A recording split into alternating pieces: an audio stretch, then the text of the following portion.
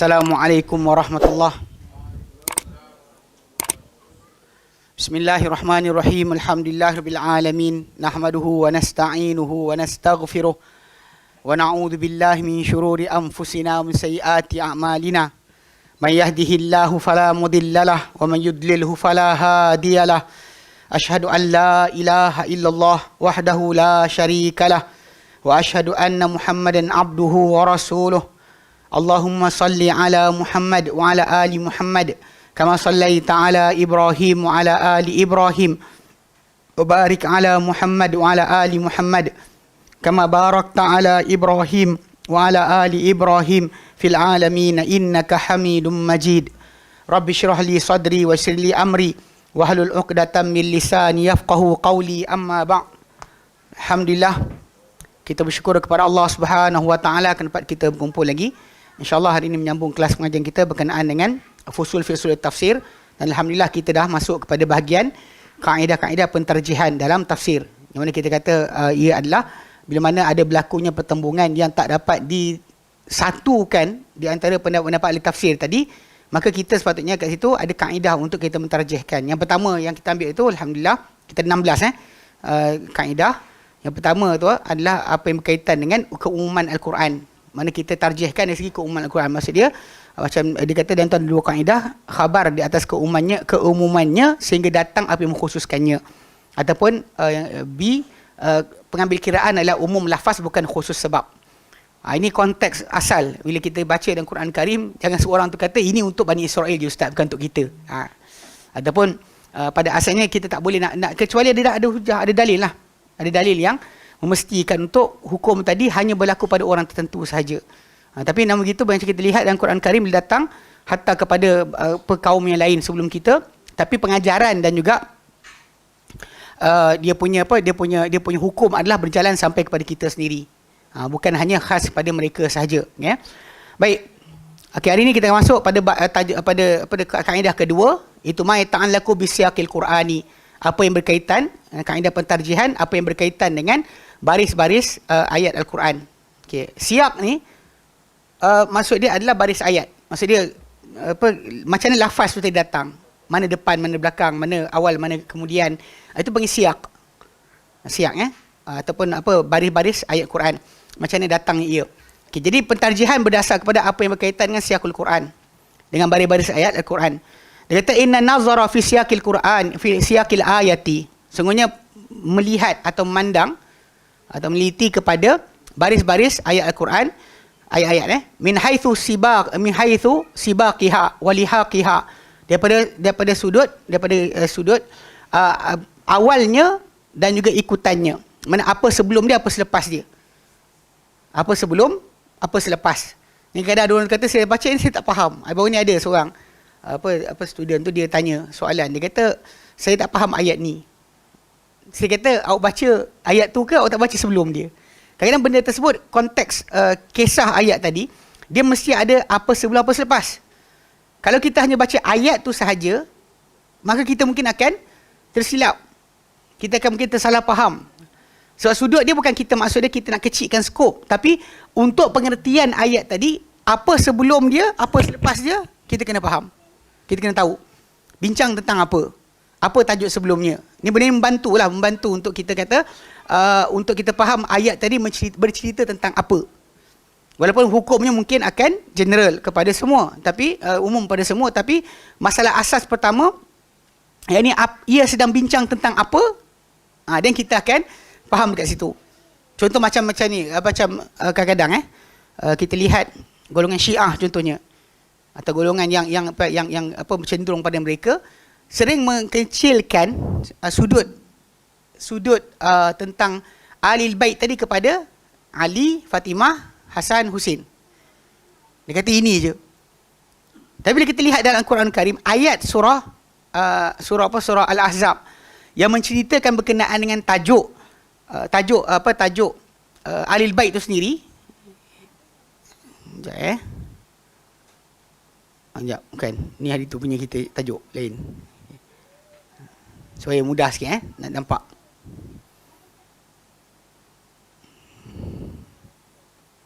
Ya, surah Ahzab Nampak sikit. Dia pasal kalau tidak kita akan apa? Macam kita tengok inilah macam kaedah yang digunakan oleh Imam At-Tabari dalam mentarjihkan pendapat berdasar pada baris ayat. Pasal baris ayat ni tajuk ini dia kata, bukan tajuk lain. Sebagai contoh yang tu baik. Contoh macam surah Al-Ahzab. Sementara dia buka saya ni balik. Okey, pasal tajuk tersebut kalau kita perhatikan apa sebelum apa selepas, dia membantu untuk kita faham tajuk ni tentang apa. Bagaimana bila dia kecilkan skop, dia kata apa, bila Allah Taala kata innama yuridullahu an yudhiba ankum rijsa ahlil bait wa yutahhirakum tathira. Hanya Allah Taala mahu untuk membersihkan kamu wahai ahlul bait dan menyucikan kamu dengan sesuci-sucinya. Dan ayat tersebut datang tentang, dan Allah Taala sebut tentang ahlul bait, tapi orang lupa ayat tu tentang bincang tentang siapa. Tentang siapa? Sebab ayat surah Al-Ahzab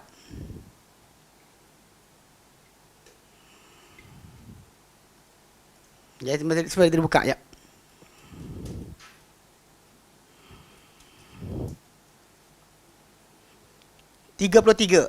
Ayat nombor 33.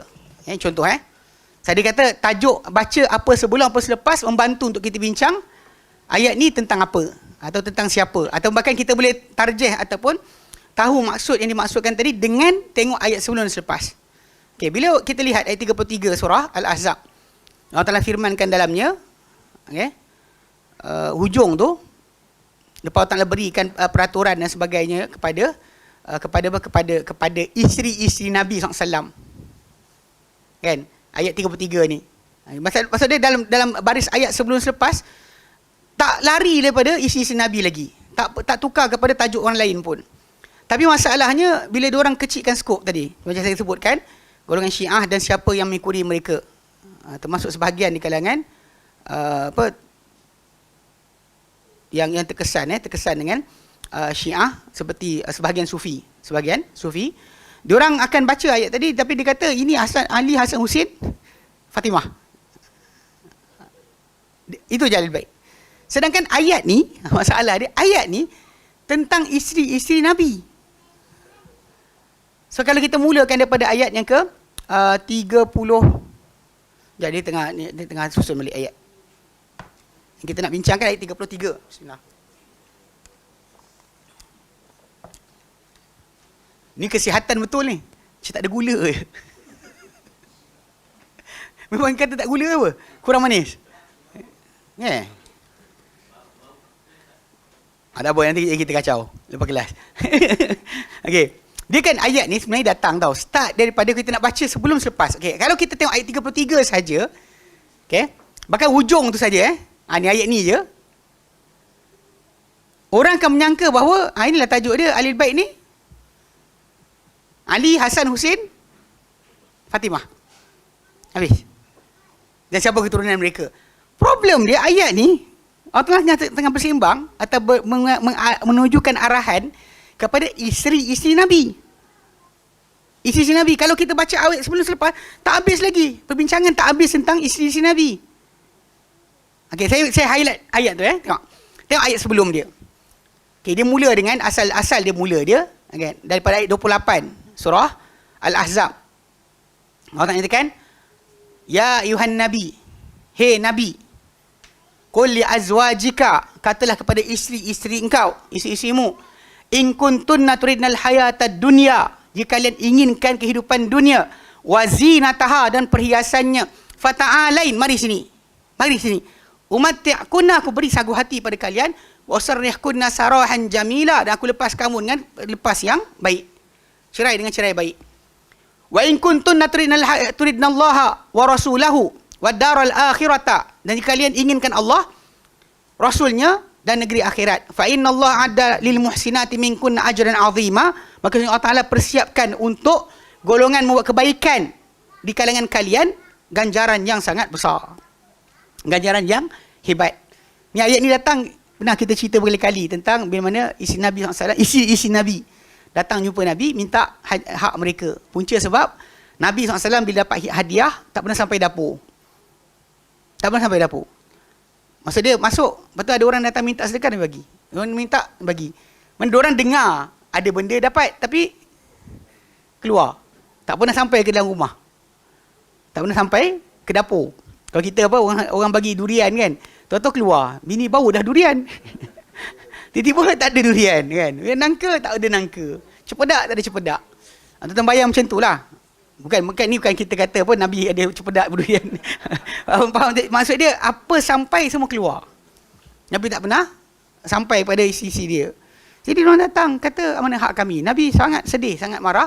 Sampaikan Nabi ilak sumpah selama untuk tidak sentuh isteri dia selama sebulan. Berkemah di luar di rumah. Yang Umar datang pujuk Nabi kan, tanya Nabi nak gembirakan Nabi. Dan kata-kata dia, kita dulu Rasulullah dulu, kita ni orang muhajir, orang Mekah kan, isteri kita tak pernah lawan cakap kita. Cakap apa semua dengar. Tapi bila kita pindah Madinah, isteri kita belajar dengan orang Madinah, dia start lawan cakap kita. Umar pada ni, dia kata dia marah isteri dia, kau cakap lawan cakap aku. Kata isteri Nabi pun lawan cakap Nabi. Dia pasal perbualan manusia. Kan dia beza dengan masalah orang yang tak dalam keluarga. Dalam keluarga ialah masalah isteri merajuk tak merajuk, biasalah tu. Mana boleh kata macam kalau isteri Nabi tak nak merajuk je. Kan? Sampai Nabi pernah kata pada Aisyah radhiyallahu anha, aku tahu bila kau redha terhadap aku dan bila kau tak redha terhadap aku, bila kau marah aku. Aisyah kata macam mana? Bila kau redha terhadap aku, kau kata wa rabbi Muhammad, demi Tuhan Muhammad. Tapi bila kau marah dengan aku, kau kata wa rabbi Ibrahim, demi Tuhan Ibrahim. Lepas tu Aisyah ketawa. Yang itu Nabi tahulah. Nabi kata aku pun tahu bila kau tak marah aku, bila kau marah aku. Berdasar pada keadaan. Memang dalam kehidupan keluarga biasalah. Takkan bila jadi kahwin dengan Nabi je senyum, tak bercakap. Tak adalah. So ayat ni datang. Yang ni Nabi SAW disuruh oleh Allah Ta'ala bagi tawaran pada isteri dia. Either A or B. Nak perhiasan dunia dan dunia perhiasannya meh sini. Aku bagi apa kau nak, aku ceraikan. Tapi kalau kau nak Allah dan Rasulnya dan hari akhirat, maka negeri akhirat, maka Allah Ta'ala sediakan untuk kamu ganjaran besar. Kan? Ya nisa'an Nabi, hei isi-isi Nabi, man ya'ti minkunna bi fahishatin mubayyinatin. Barang siapa yang mendatangkan dengan kalian di kalangan kalian dengan perkara keji yang nyata. Ini bukan bermaksud mereka buat. Ini maksud dia adalah sebagai apa? Amaran. Bahkan amaran telah diberikan pada para malaikat. Barang siapa yang kata kan, dia Tuhan selain Allah Ta'ala kan hukum, bukan ada malaikat cakapnya tu. Ni basic kena pegang. Kadang ada geng Syiah kata, tengok Allah Ta'ala kata macam ni. Kalau buat, ini amaran, bukan maksud dia akan buat. Okay? Barang siapa datangkan dengan kalian dengan perkara keji yang nyata, yudha'af lahal adzabu dhi'fain, akan digandakan untuknya azab sebanyak 2 kali ganda. Wa kana dzalika 'ala Allah yasira, dan itu di sisi Allah adalah mudah. Wa man yaqnut minkunna lillahi wa rasulihi, barang siapa yang tunduk patuh dengan kalian kepada Allah dan Rasulnya, wa ta'mal salihah, dan beramalkan perkara soleh, nu'tiha ajraha marratain, kami berikan dia ganjarannya sebanyak 2 kali ganda juga. Wa atadna laha rizqan karima, dan kami siapkan untuk dia rezeki yang mulia.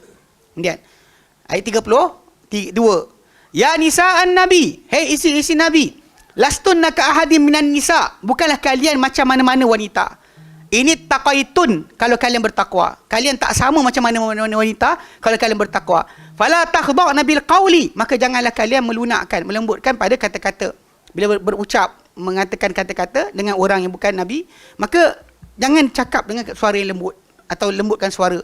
Fa yatma'al ladzi fi qalbihi marad, maka nanti akan berkeinginan orang dalam hati dia ada penyakit. Wa qulna qawlan ma'rufa, dan katakanlah kata-kata yang elok. Cakap elok tapi jangan lembutkan suara. Wa qarna fi buyutikunna, dan diamlah kalian dalam rumah kalian. Wala tabarrajna tabarrujal jahiliyatil ula, jangan kalian berhias dengan perhiasan jahiliah yang pertama. Mana apa orang jahiliah buat untuk cantikkan diri sebagainya, jangan kalian ikut cara mereka. Wa aqimnas salata wa atinaz zakata, dan dirikanlah solat dan tunaikanlah zakat. Wa ati'na Allah wa rasulah, dan taati Allah juga Rasulnya. Dan innama yuridullah, hanyalah Allah Ta'ala mahukan liyudhiba ankumur rijs, supaya hilangkan kamu daripada kamu kotoran. Ahlul bait, hei ahlul bait, wa yutahhirakum tathira, dan untuk sucikan kalian dengan sesuci-sucinya. Maksudnya ayat tak habis lagi tentang mereka. Mana arahan yang Allah Ta'ala bagi, buat ini, jangan ini untuk mereka supaya ahlul bait tadi bersih. Kemudian sambung lagi, wadhkurna ma yutla fi buyutikunna min ayatillah wal hikmati. Dan ingatlah apa yang dibacakan dalam rumah-rumah kalian daripada ayat-ayat Allah dan hikmah. Innallaha kana latifan khabira. Allah Taala amat-amat halus pengetahuannya, serta amat-amat dan perbuatannya dan pengetahuannya, dan amat-amat luas pengetahuan.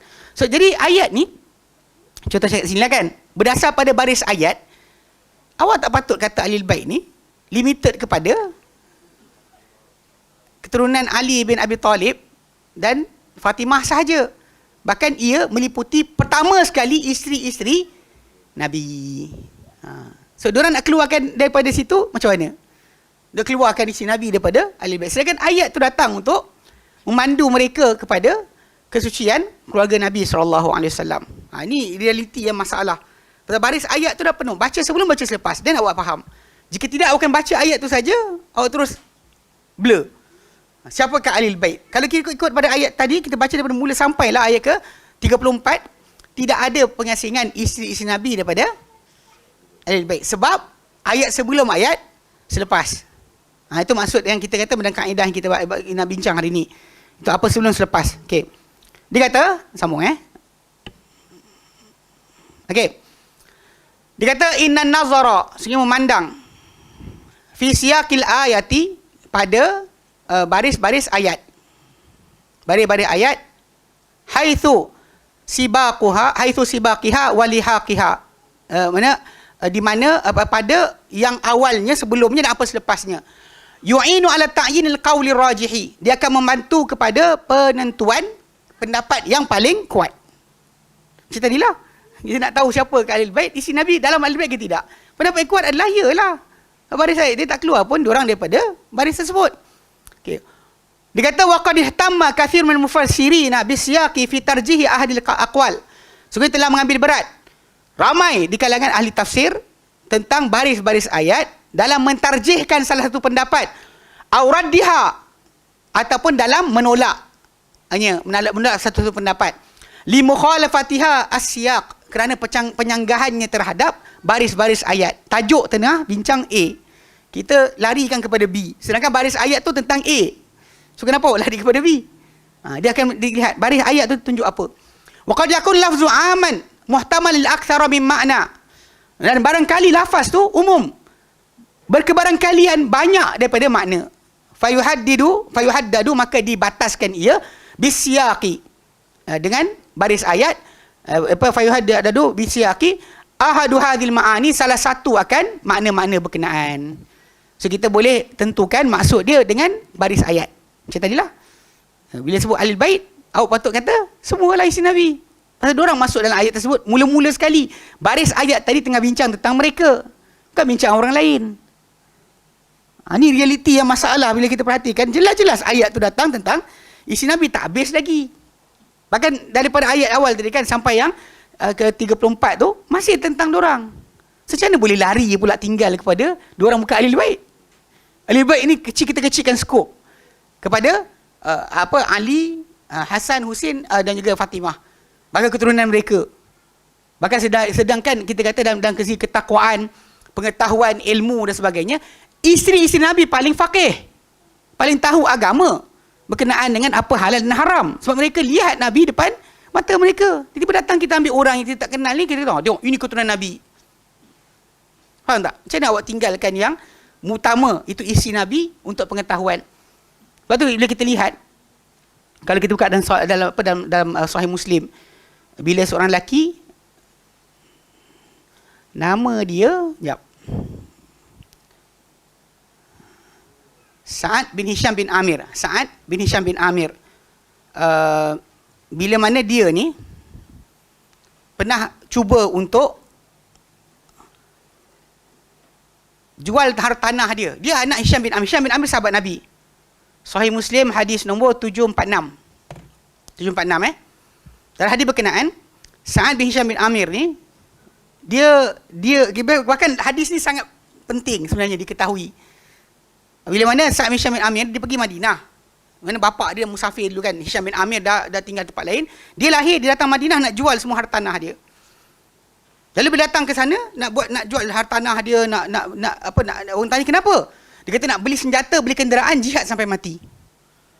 Nak beli dengan hartanah yang dia ada tadi di Madinah, beli senjata, beli kenderaan, jihad sampai mati. Tak mau dah, nak sibuk. Bahkan dia cerai bini dia siap-siap.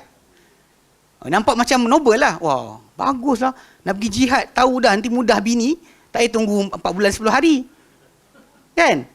Bahkan orang yang wanita yang kematian suami, dia punya iddah dia berbeza dengan perempuan mati cerai. Kena cerai. Perempuan kena cerai dengan talak berbanding dengan perempuan yang dia dipanggil apa? Kematian suami, iddah dia berbeza. Macam perempuan yang dalam keadaan iddah yang mati suami tu tak boleh keluar kawasan daripada kawasan mana suami dia mati, tinggalkan dia di situ lah tinggal 4 bulan 10 hari. Iddah lah.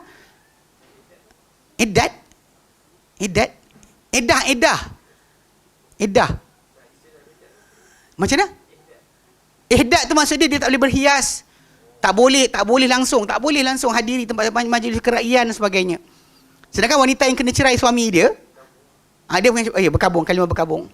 Dia tak boleh pakai ni sebagainya, tak boleh hadir. Mana datang benda ni. Ada pun wanita kena cerai suami dia talak, dia boleh keluar rumah dan sebagainya, boleh pergi tempat-tempat lain, tapi dia, tajuk asal dia tetap haram kahwin. Cuma beza dia tak ada limitation tadi. Limitation contoh katakan dia musafir dengan tanpa mahram keluar kawasan dan sebagainya kan. Musafir dengan anak dia sendiri ke, musafir dengan abang dia ke, tak apa. Tak ada masalah. Tapi kalau wanita yang dalam keadaan kematian suami tak boleh. Okay, jadi Sa'ad bin Hisham bin Amir ni, dia cerai bini dia, pergi Madinah nak jual hartanah yang dia ada, bapak dia tinggalkan, beli senjata, beli kenderaan, jihad sampai mati. Lalu orang-orang Madinah tegur dia. Dia kata jangan buat. Zaman Nabi dah ada 6 orang nak buat macam ni. Nak jual harta, cerai bini dan sebagainya, nak beli senjata, beli kenderaan, jihad sampai mati. Dan bila datang jumpa Nabi kata apa? Alaisa lakum fiyya uswah. Tiadakah untuk kamu pada diriku sebarang tauladan? Itu soalan tu. Nabi kata, tak adakah macam kau nak syurga Allah Ta'ala, kalau bukan aku contoh kamu, siapa contoh kamu? Itu maksud dia. Ini realitinya hadis ni kadang mungkin jarang nak baca sebab apa? Habislah semua bid'ah kena buang. Yang tak nak kahwin lah, yang zikir yang tak kepala lah, kan? Yang lompat menari. Sebab alaisa lakum fiyya uswah. Tiadakah untuk kamu pada diriku sebarang tauladan? Kalau bukan aku tauladan kamu tauladan siapa? Siapa kamu ikut? Jadi 6 orang tu batalkan. Sa'ad bin Hisham bin Amir ni, bila dengar macam tu, dia pun bersaksi pada orang ramai, aku rujuk bini aku balik. Dia cerai bini dah. Kemudian dia pun cari. Ini cerita dia cari kepada apa? Kepada para sahabat Nabi SAW tentang solat malam Nabi. Macam mana ibadat Nabi. Hadis ni kitab Salatul Lail. Kitab tentang solat malam. Dan dia tanya para sahabat, dia tanya tu, dia tanya Ibn Abbas, maka diorang kata pergi tanya Aisyah radhiyallahu anha, isteri Nabi. Sebab diorang yang paling tahu tentang solat Nabi, dialah. Mana ada orang lain lagi? Mana isteri Nabi menyaksikan benda berkenaan depan mata mereka. So para sahabat mengiktiraf benda tersebut. Kalau awak nak tahu ibadat Nabi, tanya isteri Nabi. Ini realiti yang kadang-kadang orang terlupa tau, kedudukan isteri Nabi tadi. Sebab balik pada asal yang saya tekankan malam ni pasal tajuk masalah Ahlul Bait ni kan. Baris ayat tentang Ahlul Bait tadi jelas-jelas tentang isteri Nabi. Maka untuk kata ini khas untuk Ali saja. Mana ni Hasan Hussein je. Masa isteri Nabi yang mula-mula sekali mereka lah masuk dalam tajuk tersebut. Lepas tu barulah yang lain-lain sekali. Yang realiti berkenaan masalah diorang buang. Bahkan memang ada pendapat kata bukan isteri Nabi, bukannya Ahlul Bait. Ni nak buang mana ayat Quran kata macam tu. Tajuk Ahlul Bait tadi tengah-tengah cerita tentang isteri Nabi punya batasan. Pahala mereka macam mana, dosa kalau mereka buat dosa macam mana. So tentang mereka lah Ahlul Bait tadi. Kenapa nak buang mereka? Tambah orang lain pada mereka, okey. Buang mereka sebab apa? Saya Syiah kan nak maki isteri Nabi. Sebab apa? Tak bersama dengan tajuk berkenaan. Dia kata inilah Hafsah ginilah, Aisyah ginilah, semua sekali. Tujuan mereka macam tu. Baik. Jadi dia kata okey. Dia kata barangkali dia kata kadang-kala lafaz tadi umum, berkebarangkali untuk lebih daripada makna lalu dibataskan dengan baris ayat salah satu makna berkenaan. Okey. Li'annahu aula bihi wa aqrabu ilaihi. Kerana ia lebih utama dengannya dan juga lebih dekat kepadanya. Sebab baris ayat tadi. Macam kita terangkan juga lah masalah apa? wala tulqu bi aydikum ila tahlukah pun tengah bincang tentang tajuk masalah jihad. Dan ayat 190 195 Al-Baqarah dia ada segmen dia. So buang, tinggalkan ayat tadi punya pengertian, pergi pada tajuk yang lain. Itu realiti ma'anna ghairahu minal aqwali muhtamalun. Sedangkan walaupun selain daripada yang ditarjihkan tadi, daripada pendapat-pendapat berkebarangkalian, boleh jadi juga. Tapi masalahnya kita menangkan sebab baris-baris ayat. Okey, pasal apa? Apa sebelum apa selepas. Setiap kali belajar faham Quran, antara benda penting adalah baca ayat sebelum, baca ayat selepas. Dan awak akan faham tajuk tentang apa. Jika tidak, awak gagal. Jika tidak, akan gagal. Bahaya benda ni. Baik. Misalun, dia bagi contoh. Misal, firman Allah Ta'ala, surat Al-Baqarah ayat 187. Allah Ta'ala nyatakan, alimallahu annakum kuntum takhtanuna anfusakum fataba alaikum wa'afa ankum. Ini ayat ni datang sebenarnya bila mana Allah Ta'ala fardukan ke atas orang beriman puasa pada siang hari. Maka sebahagian mereka atau kebanyakan mereka mula berjanji ke atas diri sendiri untuk tidak buat hubungan isteri pada waktu malam. Allah Ta'ala tak pernah cakap apa benda pun tentang perkara berkenaan. Tapi mereka janji sendiri. Mereka buat sumpah tak nak sentuh isteri pada waktu malam. Siang puasa, malam tinggalkan isteri. Ibadat. Tapi dalam masa sama berlakulah kes-kes tertentu. Yang mana ada para sahabat tu yang Allah kata kan, pasal ayat ni awal mula dia adalah uhilla lakum litasiyamir rafathu ila nisaikum, dihalalkan untuk kamu malam berpuasa untuk kamu cakap perkara yang bau persetubuhan dengan isteri kamu. Hunna libasul lakum wa antum libasul lahun. Mereka pakaian kamu dan kamu adalah pakaian mereka. Dan sambungan, alimallah, telah tahu Allah Ta'ala, annakum kuntum takhtanuna anfusakum, kamu mengkhianati diri kamu sendiri. Kamu janji, kamu langgar balik. Kan ada cerita tu, dia kata nampak gelang kaki bini dia tengah malam. Pun jadi tajuk. Dia benda tu tadi tak pernah disuruh pun, tak pernah dilarang pun Allah Ta'ala. Tapi mereka janji sendiri. Maka Allah Ta'ala kata, maka Allah Ta'ala, kamu khianati diri kamu sendiri, fataba alaikum, maka Allah Ta'ala kuni taubat ke atas kalian. So, diorang sumpah dengan nama Allah Ta'ala. Wa'afa ankum, dan Allah Ta'ala maafkan kalian. Fal'ana, maka mulai sekarang. Bashiruhunna, buatlah hubungan dengan mereka. Buat hubungan langsung dengan mereka. Wabtaghu ma kataballahu lakum. Dan carilah apa Allah Ta'ala tetapkan untuk kamu. Apakah Allah Ta'ala tetapkan? Fafi ta'wili, okay? Maka dalam takwilan ayat tersebut, ma kataballahu, apa Allah Ta'ala tetapkan untuk kamu, tuliskan untuk kamu, qila huwal walad. Ada kata anak. Qila lailatul qadri. Ada kata malam qadar. Carilah apa yang tetap untuk kamu, itu malam qadar. Qila ma halallahu lakum wa rakhasa lakum. Carilah apa yang dihalalkan Allah Ta'ala untuk kamu dan dia berikan kelonggaran untuk kamu. So ada tiga pendapat.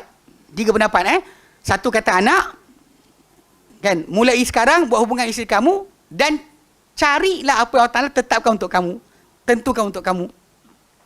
Cuma masalah sekarang ni, dia pecah tiga. Ada kata anak, ada kata malam qadar, dan ada kata kelonggaran. Apa yang Allah halalkan dan juga beri kelonggaran untuk kamu.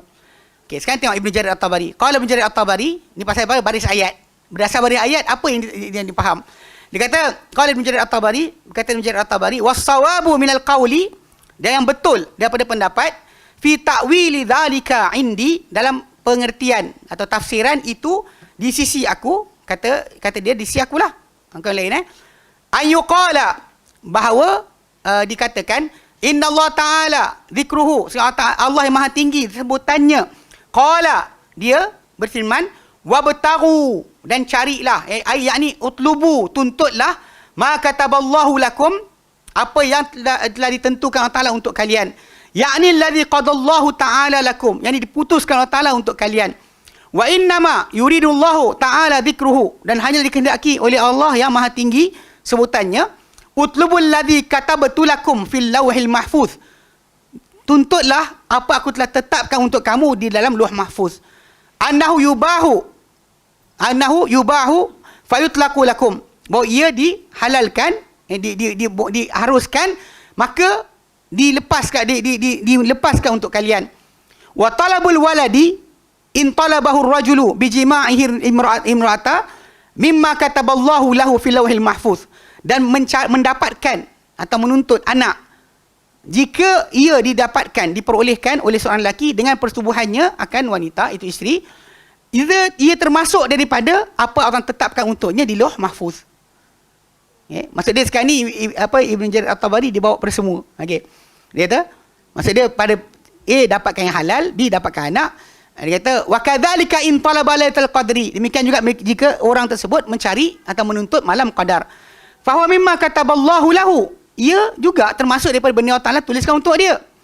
Wa kadzalika in talaba ma ahallallahu wa abahahu. Demikian juga jika dia menuntut atau mencari apa yang telah halalkan untuk dia dan Allah Taala haruskan untuk dia. Fa huwa mimma kataballahu lahu katabahu fil lauhil mahfuz. Maka ia termasuk daripada apa yang telah tuliskan di Lauh Mahfuz. Maksud dia anak, malam qadar, benda halal. Tiga-tiga tertulis di Lauh Mahfuz. So, apakah yang mana satu? Okay. Ini sekarang ni dia sebut ikut kepada baris ayat, tiga-tiga tu betul. Boleh masuk. Dia kata waqad yadkhulu fi qawlihi, okay, dan dia kata dan barangkali masuk pada firman Allah Taala wabtaghu ma kataballahu lakum, carilah apa Allah tuliskan untuk kamu, jami'u ma'anil khairi al-matlubati, kesemua pengertian kebaikan yang dituntut. Ghaira, namun anna asbahal ma'ani bi zahiril ayati. Lepas ni sebut, mula disebut, dia kata boleh kata semua. Boleh kata bahkan umum dari itu pun lagi. Tapi dia kata namun anna asbahal ma'ani, bahawa pengertian paling tepat, paling dekat bi zahiril ayati, dengan zahir ayat, qaulu man qala ma'nahu, kata-kata orang yang mengatakan maknanya, makna ayat tersebut, apa orang tulis untuk kamu adalah wabtaghu ma kataballahu lakum minal waladi. Okey, carilah apa yang Allah Taala tuliskan untuk kamu daripada anak. Li'annahu aqiba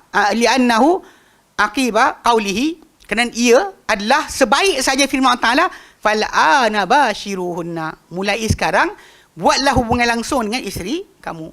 Datang lepas tu dan dapatkanlah apa orang tuliskan untuk kamu. Saya dia sebut tentang masalah buat hubungan dengan isteri. Bimana? Dengan maksud apa? Jami'uhunna, persetubuhlah kamu dengan mereka. Fali ayyakuna qauluhu, maka untuk menjadi firman Allah Taala wabtaghu ma kataballahu lakum, carilah apa Allah tuliskan untuk kamu, bimakna wabtaghu ma kataballahu fi mubasyaratikum iyyahunna, maksud dia dengan pengertian dan carilah apa yang Allah tuliskan dalam hubungan langsung kamu terhadap isi-isi kamu tu, dapatkan minal waladi wan nasali, daripada anak dan juga keturunan, asbahu bil ayati, dia paling tepat atau paling serupa dengan pengertian ayat, min ghairihi, berbanding selainnya, minat ta'wilat, daripada tafsiran-tafsiran, allati laisa ala sihatiha, yang tidak ada pada kesahihannya, dalalatan, tiada sebab di atas kesahihannya sebarang petunjuk, min zahirit tanzil, daripada zahir penurunan ayat Quran tadi. Tajuk tengah bincang tentang hubungan pada malam puasa. Tajuk dia adalah masalah pengkhianatan tu pun kes itu. Saya orang janji sendiri bahawa kalau puasa siang, malam tak nak sentuh bini. Tapi Indian Allah Ta'ala kata mulai sekarang buat hubungan dengan isteri kamu. So tajuk dia mesti tajuk berkaitan dengan hubungan isteri. Dapat apa? Jangan dapat air pula, dapat apa? Kan? Dapat anak lah. Itu maksud dia, faham dapat anak lah. Itu kefahaman. Jadi maksud dia baris ayat tadi boleh menetapkan untuk kita pilih salah satu di antara pengertian tadi. Boleh jadi semua betul, tapi yang ini kata Ibn Jarir At-Tabari paling kuat dengan pengertian ayat. Dia kata yang sedangkan yang lain tak ada. Wala khabara anir rasuli sallallahu alaihi wasallam, dan tiada khabar itu hadis daripada Rasulullah SAW tentang penentuan maksud tadi kepada salah satu yang lain. Dia kan baris ayat tu sangat jelas kepada tajuk itu. So mana kata-kata salaf, bahkan sebenarnya bila diorang kata maksud A anak, atau B malam qadar, atau C berkenaan benda-benda halal Allah Ta'ala beri pada kamu, cari nama yang halal tadi, semua itu sebenarnya ada dinukilkan daripada salaf. Sebab tu bila kita kata dan dah bercanggahan maksud tadi, boleh dengan baris ayat kita tarjihkan maksud. Macam tadilah Al-Bait tadi. Kalau orang tak tahu Al-Bait siapa, dia nak buang isteri Nabi, dia ada masalah. Dengan selamba dia kata nak buang isteri Nabi SAW daripada pengertian berkenaan. Ini sangat-sangat bertentangan lah dengan apa yang baris ayat datang. Fa anta tara, maka engkau fa anta tara, maka anda melihat fi hadzal mithali, pada contoh ini annal imama, bahawa Imam Ibn Jarir At-Tabari qad dzakara ihtimal al-umum fi qawlihi, dia telah menyebut kebarangkalian umum. Kebarangkalian keumuman tu fi qawlihi pada kata-katanya jami'u ma'anil khairi matlubati, kesemua, boleh jadi maksud dia kesemua pengertian kebaikan yang dituntut. Anything yang kita cuba cari, pahala ke, kan, ibadat ke, boleh je. Kan, malam qadar ke, apa saja, semua sekali masuk. Thumma khassa ahduhuma bidalalati siyaqi. Kemudian dia apa? Dia mengkhususkan salah satu di antaranya daripada pengertian tadi yang umum dengan petunjuk baris-baris ayat. Faqala, maka dia kata ghaira anna ashbahal ma'ani bi zahiril ayati. Namun melainkan bahawa yang paling serupa dengan pengertian, dari segi pengertian tadi, dengan zahir ayat adalah kata-kata qaulu man qala, kata-kata siapa yang berkata, maknahu, pengertian ayat ini adalah wabtaghu ma kataballahu lakum minal waladi, carilah apa yang telah tetapkan, tuliskan untuk kamu daripada anak, li'annahu aqibu qawlihi, dia kerana ia adalah sebaik firman Allah Ta'ala, sebaik saja firman Allah Ta'ala, fal'ana bashiruhunna, maka mulai sekarang buatlah hubungan dengan mereka. So jadi tajuk tu berkait dengan tajuk buat hubungan. Tu kata tak dapat piala, tak dapat air, tak dapat apa Maggi, tapi dapat anak lah. Itu yang sepatutnya berlaku. Baik. Okey, misal lain, contoh lain dia kata. Misalu qawlihi ta'ala, contoh lain firman Allah Ta'ala, thumma as-sabila yassarah. Kemudian jalan, yassarahu, Allah Ta'ala mudahkan dia. Ini surah Abasa. Surah Abasa. Kan, kejap. Tak pasal guys, dia tunjuk macam tu saja kan, kita tengok baris ayat. Surah Abasa. Kan, kutilah, dia mula dengan kutilal insanu ma akfarah. Celakalah manusia ini adalah kufurnya dia. Min ayyi syai'in khalaqah. Daripada apakah dia dijadikan? Mana tak fikirkah dia? Tak ingatkah dia daripada apa dia dijadikan? Min nutfatin, daripada titisan air, khalaqahu, atau ciptakan dia, faqaddarah, lantas orang tentukan. Ni ayat ni. Okey. Okey, ayat ni start daripada 17. Ayat dia start daripada 17 tajuk dia start dari 17. Okey, yang dia nak bincangkan adalah ni. Apa maksud ni? Sebab kita dalam konteks ni sebenarnya waktu time kita bincang berkenaan kata-kata salaf dulu, ada tajuk ni kita sebut. Tapi kat sini kita refresh balik, okey. Okey, celakalah manusia ini alangkah kufurnya dia. Min ayyi syai'in khalaqah, daripada apakah dia dijadikan? Mana tak pernah fikirkah dia daripada apa dia dijadikan? Allah kata min nutfatin, daripada titisan air, khalaqahu, Allah ciptakan dia, faqaddarah, lantas Allah tentukan. Yang sebenarnya kat sini ada ijaz, kemujizatan Al-Quran, bila mana masalah ketentuan kita punya rupa, dan bilakah ditentukan, muka kita, hidung kita, kulit kita.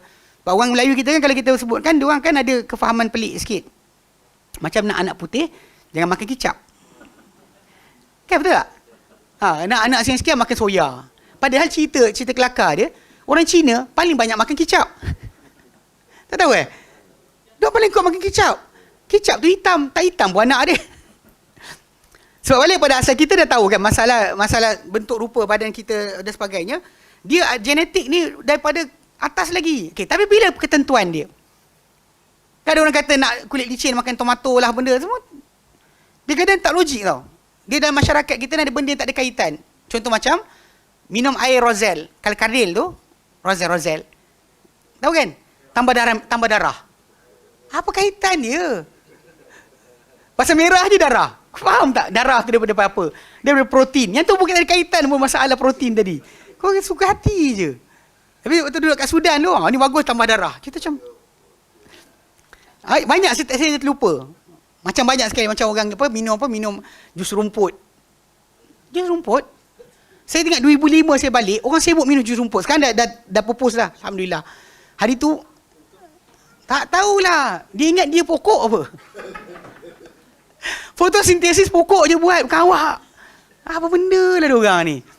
Banyak benda pakai kaitan tajuk macam ni. Macam-macam je masuk, macam pakai gelang magnetik akan keluar. Kau faham, kau bukannya besi.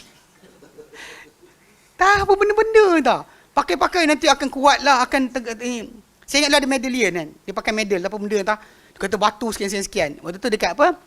Unipad. Universiti Petronas. Adik ipar saya combo.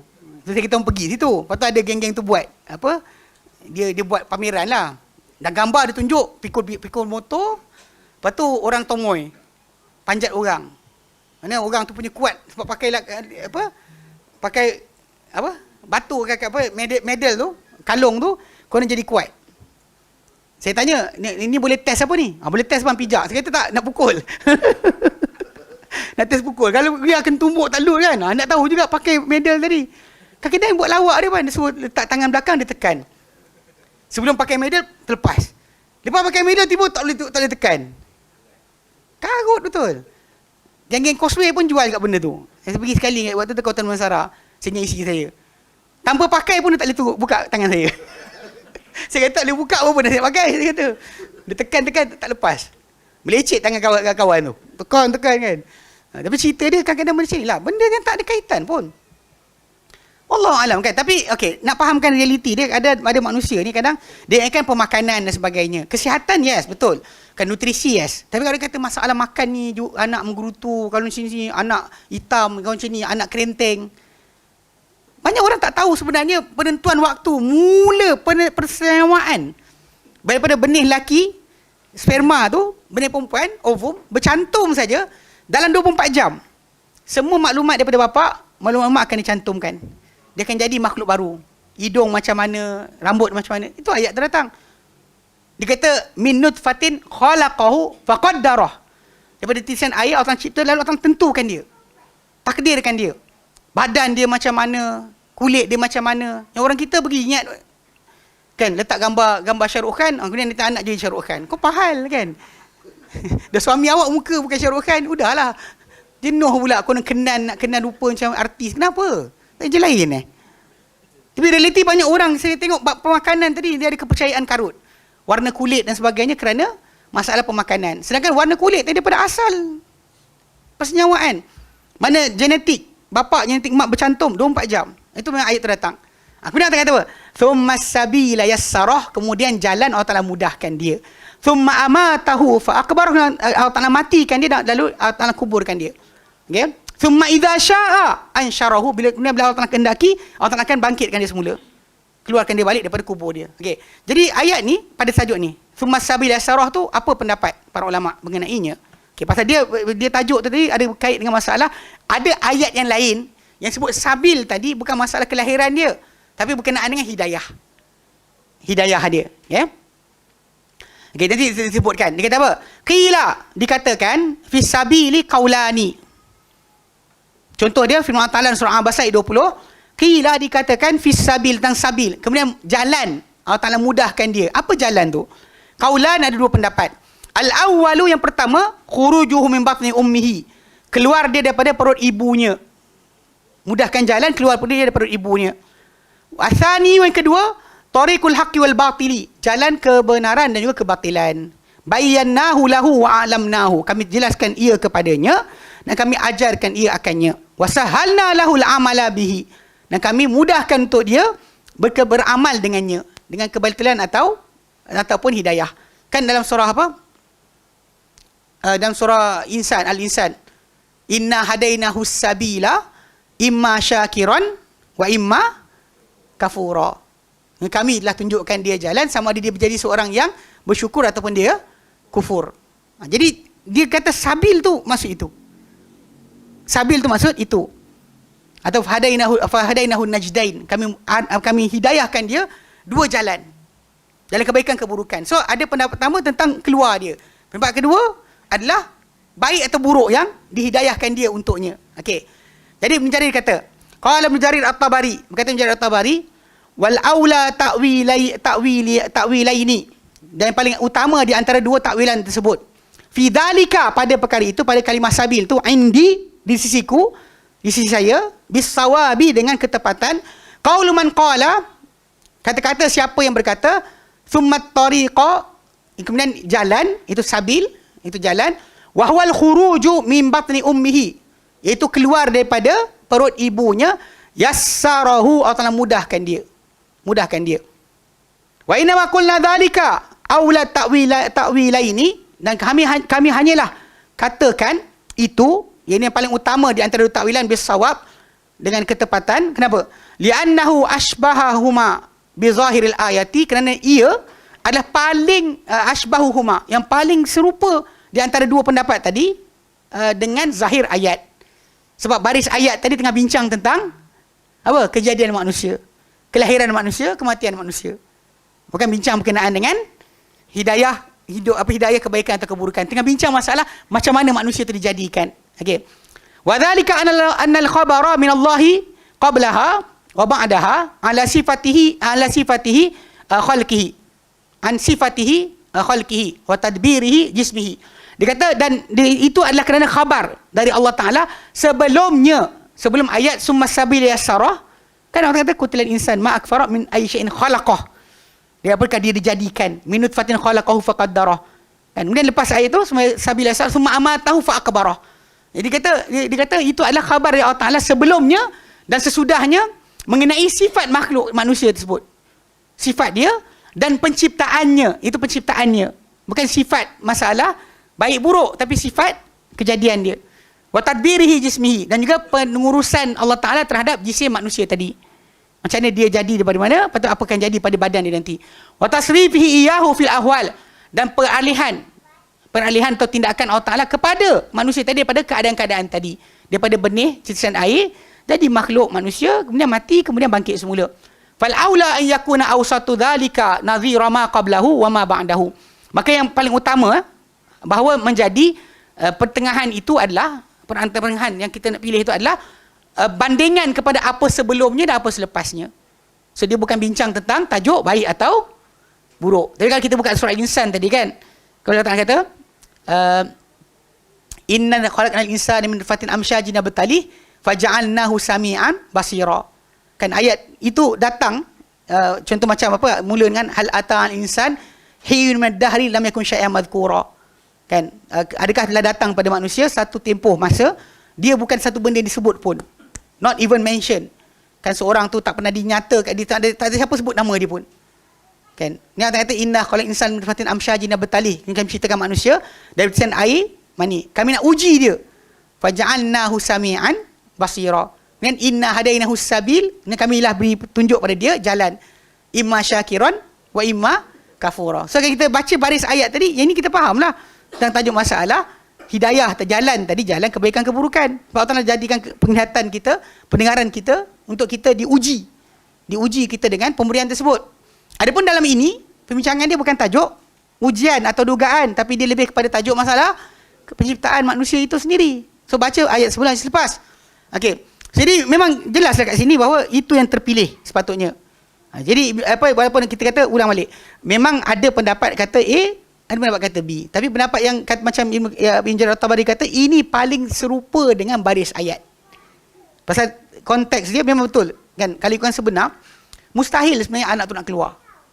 Sebab tulang punggung wanita tu kan, ibu tu, untuk dia memang boleh tergang ketika kelahiran tadi dengan hormon yang ada, dia boleh keluar daripada tubuh badan ibu tersebut. Bahkan sebelum zaman kita pun, sebelum zaman ada cesarean punya cara dan sebagainya, tetap anak lahir juga. Walaupun ada orang kata zaman dahulu sebenarnya banyak mati. Tak juga, sebab diorang lagi ramai dari kita. Kalau ikut kepada masa jumlah, diorang ramai dari kita sebenarnya. Ikut jumlah bukan kita paling ramai, diorang lagi ramai.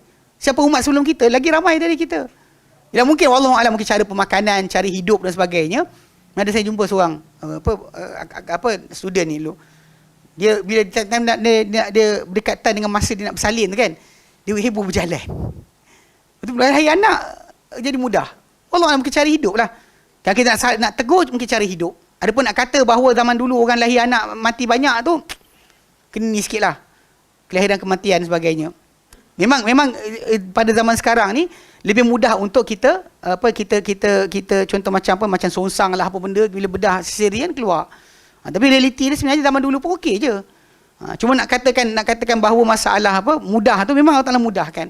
sebenarnya. Dengan hormon badan wanita tadi memang dia boleh lahirkan anak tadi. Walaupun ikut realiti dia, benda tu adalah macam payah. Tapi Allah Ta'ala dia kata, inna hadainahu thumma sabila yassara, dan jalan Allah Ta'ala mudahkan dia untuk keluar.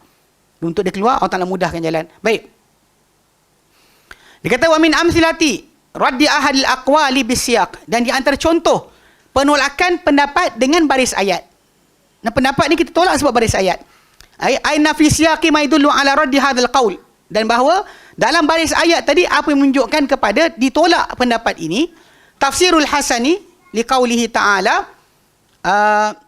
tafsiran Al-Hasan Al-Basri, ya, kepada firman Allah Ta'ala dalam surah Al-Maidah 27. Dia kata, watlu alaihim naba abnai adama bil haqq, bacakanlah hai Muhammad kepada mereka berita dua anak Adam dengan kebenaran. Hasan Basri kata apa? Qala huma rajulani min bani Israel. Dia adalah dua lelaki di kalangan Bani Israel. Problem dia adalah Israel adalah Yaqub. Mana lepas Ibrahim, Yaqub itulah Israel. Mana untuk kita kata kisah tadi kecil pada skop Bani Israel, Israel tak kenalah. Sebab balik pada asal dia adalah anak Adam pertama berbunuhan.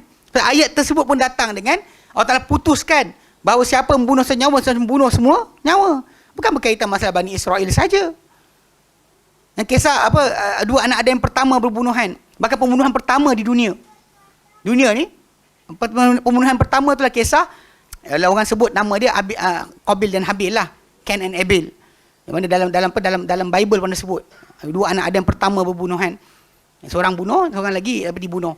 So jadi cuma Hasan Al-Basri dia kata dua lelaki itu yang dimaksudkan dia adalah dua lelaki di kalangan Bani Israel. Sedangkan ini atas lagi daripada baris ayat, tak bawa pada situ.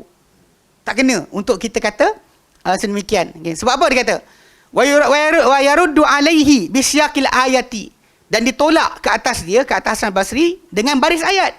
Fi qaulihi, pada firman Allah Ta'ala dan surah Al-Maidah 31 lepas kisah bunuh tu, fa ba'athallahu ghuraban yabhathu fil ardi, Allah Ta'ala utuskan seekor gagak yang mengkorek-korek pada tanah, li yuriyahu, supaya tu tunjukkan pada saudara yang membunuh tadi, kaifa yuwari sau'ata akhihi, macam mana dia patut tanam tutup ini mayat saudaranya. Sebab dia actually dipikul tau, ke hulu kilir mayat saudara, tak tahu nak buat apa. Fafiha dalilun, maka dalam ayat ini ada petunjuk, ada dalil, ada dalil ala anna dzalika waqa'a awalul amri, bahawa itu terjadi pada urusan pertama. First thing first, tak pernah berlaku dah, tak pernah berlaku lagi.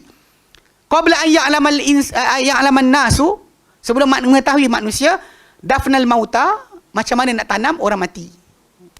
Because that's the first one. Lepas tu dia tak tahu nak buat apa, sampai Allah Ta'ala kena utuskan seekor gagak, tunjuk pada dia bahawa dia faham nak buat apa. Kalau Bani Israel kan dia dah berapa generation dah berlaku, takkan tak tahu lagi. Mustahil benda tu baru nak diketahui zaman anak Yaqub baru tahu. Sedangkan benda ni kita tahu bahawa antara Yaqub AS kan ke atas lagi, ramai lagi ke atas dia para anbiya, bahkan generasi kaum Ad, kaum Samud dan sebagainya. Macam mana mungkin diorang tak ada tahu cara nak tanam mayat? Padahal ni nak faham kat situ, dia kata baris ayat tadi, ayat 31 tu menunjukkan bahawa utus gagak untuk ajar tanam mayat. Sebab apa? Sebab itu first kematian yang berlaku. Bahkan Adam tak mati lagi. Kalau Adam mati, diorang tahulah macam nak tanam mayat tadi. Faham tak? Kalau Adam dah mati, maka dia tahulah. Maka Adam tak mati lagi. Itu kematian pertama. Sebagai tak tahu nak tanam, macam mana kena diutuskan gagak seekor untuk ajar cara tanam. Amma fi zaman Bani Israel, adapun pada zaman Bani Israel, fala yakhfa dafnal mauta ala ahadin, maka tak tersembunyi pengebumian orang-orang mati pada sesiapa pun. Nobody doesn't know. Semua orang dah tahu. Wala yakhfa kama baina tarjihi ahli al-aqwal bisyaq aw radi ahadihima min at-talazumi. Dan tak tersembunyi apa yang di antara pentarjihan salah satu pendapat dengan baris ayat atau penolakan salah satu di antara pendapat, satu di antaranya daripada ada kelaziman. Mana maksud dia, bila kita menangkan satu, bermakna kita tolak yang lain lah. Atau kita tolak yang lain, maksud kita menangkan satu. Dia mesti maksud dia gitu. Bila kita tolak yang lain, balik pada asal, kerana apa? Baris ayat tadi sangat jelas untuk perkara berkenaan.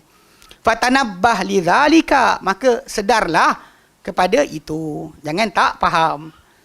So dia sentiasa beriringan. Kalau kita tarjihkan dengan baris ayat, maksudnya kita buang pendapat lain. Nah, kalau kita tolak satu pendapat, maksudnya kita menangkan pendapat yang lain.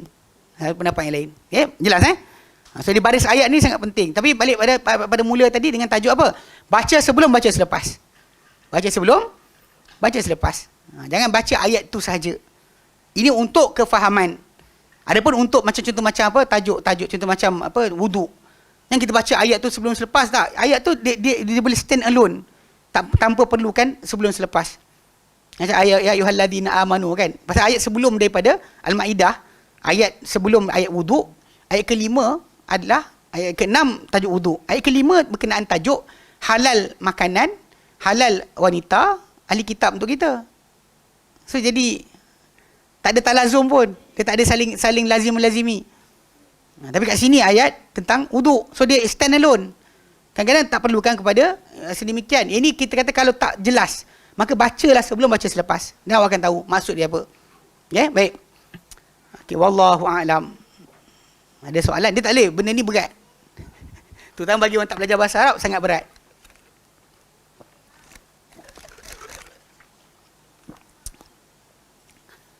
Memang tak ada gula. Ada gula sikit kot. Baik. Okay, ada soalan? Kita ada, Alhamdulillah. Tak ada, kita berhenti sini. InsyaAllah kita sambung kemudian. Nanti kita masuk pada kaedah tarjih yang ketiga. Apa yang berkaitan dengan resam mushaf. Apa berkaitan dengan resam mushaf. Tulisan mushaf. Tapi ini kita akan tunjuklah resam mushaf tadi pada yang asal. Ini pada tulisan zaman Uthman bin Affan radhiyallahu anhu. Sebab tulisan yang kita ada resam Uthmani sekarang ni berpandu kepada itu.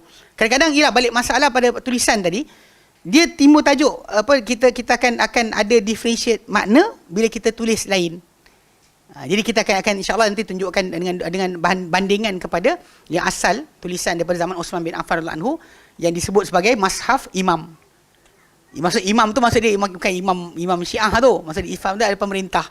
Yang mana zaman Uthman bin Affan bila dia tulis salinan Quran, dia sebarkan seluruh pelosok negeri Islam, dia suruh bakar mana-mana yang tak serupa dengan tulisan tersebut. Dan untuk kalau tidak nanti diorang gaduh masalah mana Quran bukan. Tapi atas perintah Osman, diorang pun patuh bakar. Bukan Osman bakar sendiri, dia arahkan saja. Dan semua para sahabat yang ada mashaf peribadi, bakar mashaf peribadi mereka. Dia personal mashaf, diorang akan bakar ikut kepada perintah pemerintah. Maka Quran dibaca atau tak dibaca. Cuma nanti insyaAllah kita akan tumpu pada tajuk ini insyaAllah pada minggu yang akan datang insyaAllah. Baik. Wallahu a'lam. Wa sallallahu ala Muhammadin wa sallam alhamdulillahi rabbil alamin. Subhanakallahumma bihamdika asyhadu an la ilaha illa anta astaghfiruka wa atubu ilaik. Assalamualaikum warahmatullahi wabarakatuh.